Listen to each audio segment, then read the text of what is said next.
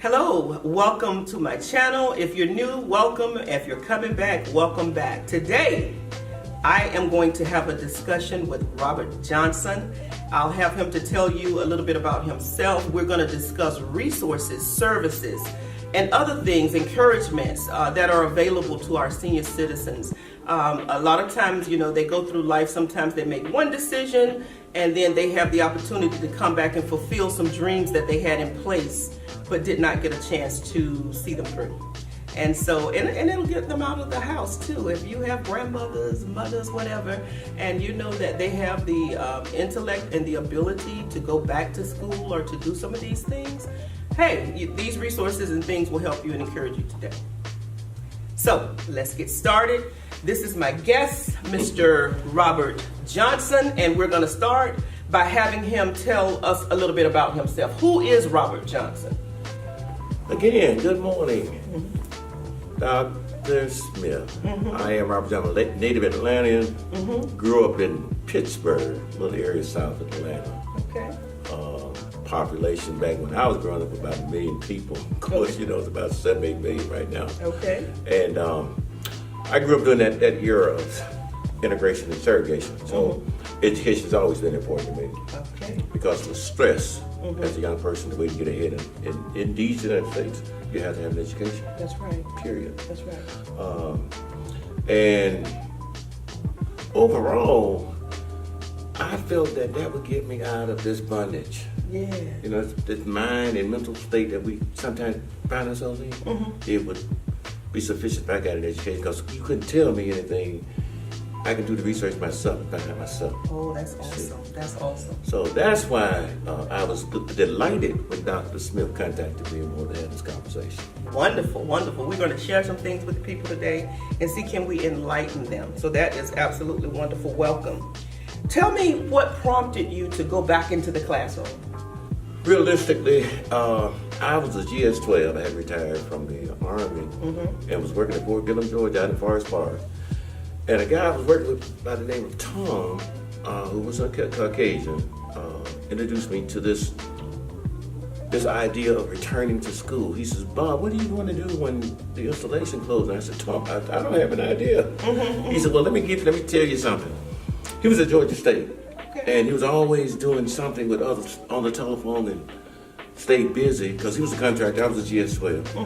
And Tom stayed on the phone with people that he was in class with. I didn't know that until we actually retired. Okay.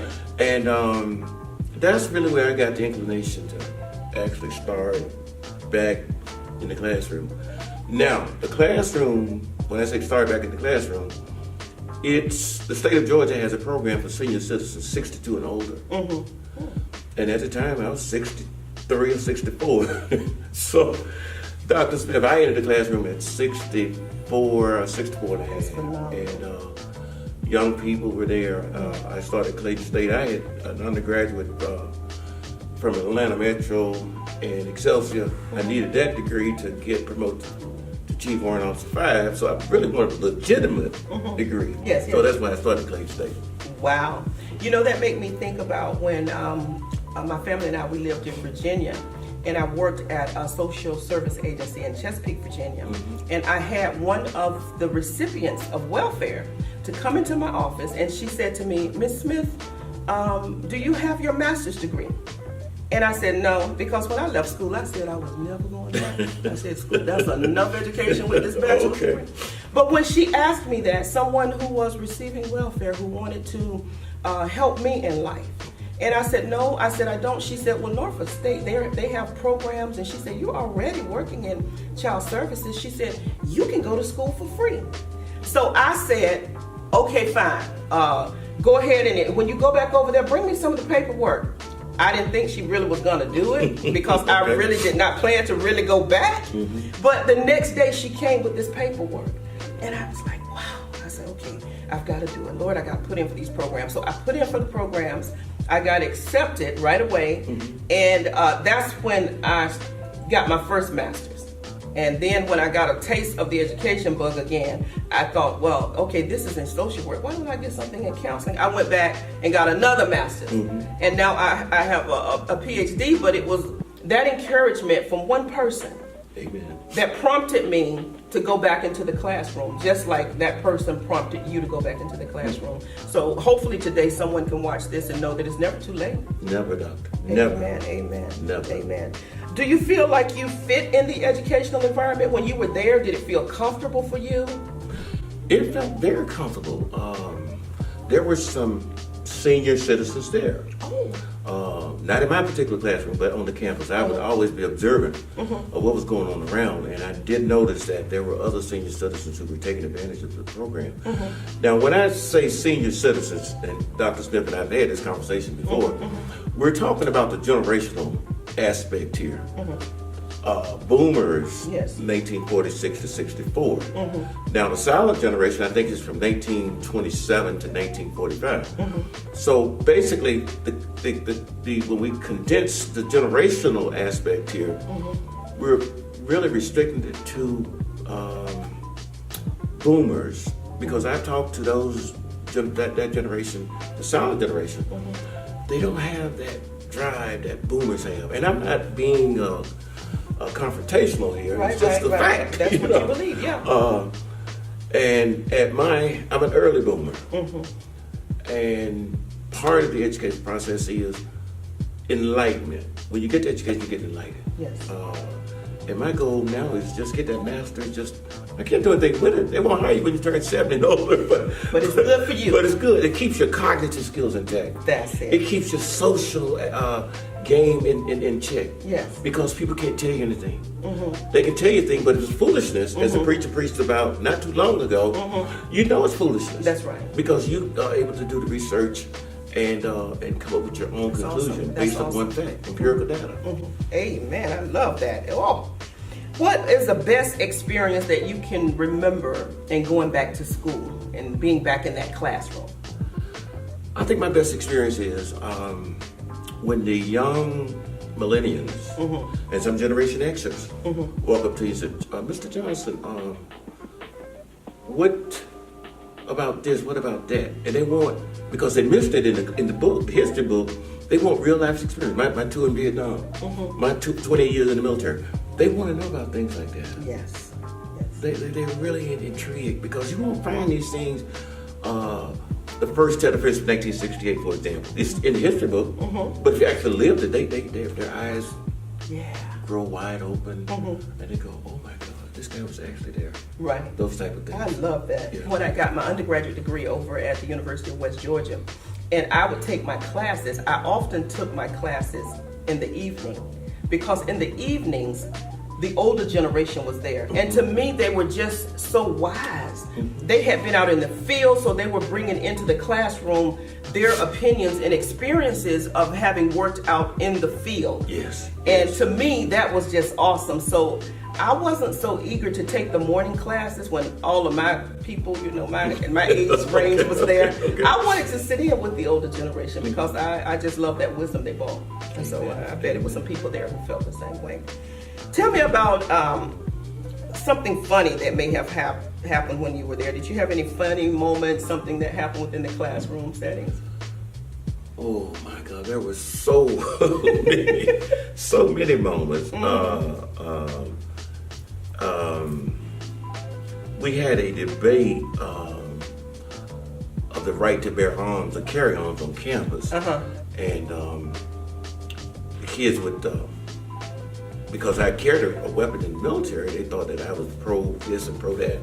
But I was actually anti-gun legislation when it came to carrying arms on campus. Okay. And I stood up and cited my rationale before the group. And they booed me. They actually booed me out. Are you serious? Yeah. I'm glad, because it was funny. Well, he's from another generation. He don't understand, blah, blah, blah. You need blah, blah, blah. But that was really the most funniest thing I had. One of the funniest things I had while going to Cleveland State. In fact, I was supposed to be in class this semester, but I better take my tetanus shot. Okay. So you got and I'm going in the summer. Okay. Oh, that's But awesome. that was, it's just so many things. So you're going back to work on your master's degree? I have 18 hours of my master's now. That is so awesome. And hope to graduate sometime before the Lord called me home. Do you mind sharing your age now? Oh, I'm 72. Just had a birthday. December 7th. I turned 72 on December 14th. And you're going back to school. Going back in that classroom. See, it's never too late. Oh, never give up on education. I hear old folks talking about this and that. I'm going to, no, don't go around the senior citizen home, sit around because you can't learn anything there. That's right. Go into that classroom. I love that. What about funding sources? I know there are some programs here in Georgia. I don't know about other states, but if you're in another state, you can research and see what your state offers in terms of resources for the elderly going back to school. But what was your resource? In the state of Georgia, I don't know, as Dr. Smith indicated, I don't know about other states, but I know in the state of Georgia, if you're 62 and older, you can attend any college that's funded by the state, the Regency system. All those colleges and universities that's part of the Regency system, you get a free education. Wow. Now, I did work with Senator Snowball, House District 74, and she was able to put this into her monthly bulletin. Okay. No one had knowledge of it, and when I exposed it to this information, she publishes every month. Wow. Redundantly. Wow. Yes. Wow. So that everybody in our district, which is District 74, can take advantage of the free education. That's Atlanta Junior College, Atlanta Metro, Georgia State, Georgia Tech. Not Emory, because Emory is a private college, but any school that's funded by the taxpayers in the state of Georgia. If you're 62 and old, you get a free education. I buy my books online through Amazon, so you don't have to worry about that expense. Oh, that's awesome. That's awesome. You know, that made me think, my younger daughter at one time was planning to go to Georgia State. And we were there, and we had taken her into the art department. And an older lady got onto the elevator. She was in her 60s for sure. And she was in one of the art programs. She was drawing and creating, and that brought life to her. And she talked a little bit about it and told us her age, and I know it was over 62. I can't remember her exact age, but she talked a little bit about being back in the classroom, doing what she always wanted to do. Yes. And now she's able to go in and do it. It has to bring a newness and a freshness and just a good feel to be back doing it, because it's never too late. Never does. And that's why we're here today. We want you to know it's never too late. Was your family supportive of you going back to school? Yes. In fact, my youngest brother, actually enrolled. He was at the campus, but he actually enrolled at Clayton State, and he graduates in May of this year. So it's just a cycle. It's a cycle. Yeah. It really is. Tell somebody, and then you can get that kind of motivation for others because they see you doing it. People sometimes think they can't do stuff. That's true. That's true, Dr. Smith. Wow. He went back to the classroom. I was kicking my niece, and she says, "Uncle Robert, Dad thinks that he can instruct the class because he's finally going to graduate after so many years. That's what I'm worried about when he graduates. He will graduate. He will graduate, and that's the key. That's the key, Doc. Amen. Amen. How far do you plan to go with your education? Doc, I hope to have that PhD behind my name one day. Get it? Yes. Get rid of my master's and then keep my grades up down so I can get into the doctoral program. Yes. But that's my goal. That's your goal. You know what? I want to do a video in the future on obtaining a PhD. There's a lot of stuff that people don't know. I went and got my PhD from Old Dominion University. Shout out to the Monarchs. Not to leave Norfolk State out. Behold the green and gold. I love them too for my master's. But I want to let people know the process. It's not an easy process. You can go into the classroom and you can take the classes and you can complete the classes. Some folk can, some folk can't, to be honest. But when it's time to do that dissertation, that's where it gets real because you've got to put your committee together and do a whole lot of those things. So I do want to put something out, and maybe I can put that out before you get yours. That would be great. Okay. That would be great. All right. Okay. Yes. Did you have a favorite scripture to rely on while navigating through this program? Faith is a substance of things. Yeah. Faith. Faith. Now, we just heard something on faith. But faith, have faith and believe it. Walk in it and never doubt. That's I can't remember the exact scripture verbatim, but faith. It's in Philippians. You're right. Yes. Amen. Any final thoughts for senior citizens before we close here? Dr. Smith, I would encourage, and I thank you for this interview. Thank you for I would encourage any senior, whether they're from the silent generation, Generation X, or any generation, that never give. There was a man that finished North Georgia. He was in World War II. He graduated, my son graduated from North Georgia College in Dahlonega. He graduated about 5 years after my son graduated, and he was 88 years old. Wow, that's so impressive.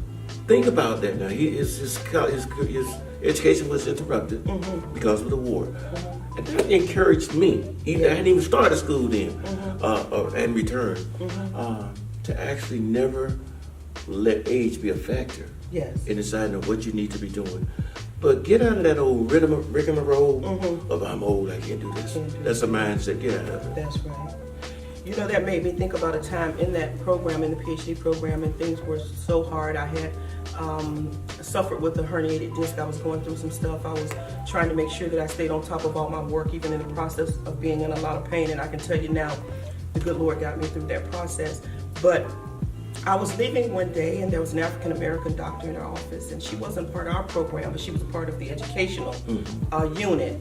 And so as I walked by her door, I peeked in, and I don't know why I stopped, but I did. And I said, Doc, I said, how did you do this? You know, how did you do this? And she said, I looked to my right, and I looked to my left. She said, and I saw what my competition was, what my cohort was all about. She said, and you know, I came to the realization that if they can do it, I can do it. Amen. And she actually had this thing on her wall that someone had given her that said, if they did it, you can do it too. Amen. And that just motivated me up. I walked out of that building and I said, you know what? If they can do it, I can do it. If I can get these papers done, even though I'm in all this pain and I'm still sitting in my bed and I'm typing, because I want to stay on top and not get behind. So today, if you're watching, and I don't care what you've been through, going back to school keeps your education, keeps your cognitive, your mental capacities sharp, because you're there, you have to think constantly, you get to interact with others. And I know that there have been studies that when you're interacting with other people versus being lonely, that your lifespan is longer. Amen. And so I would like to see you go back. Don't think it's too late. Take you just a course if you'd like to.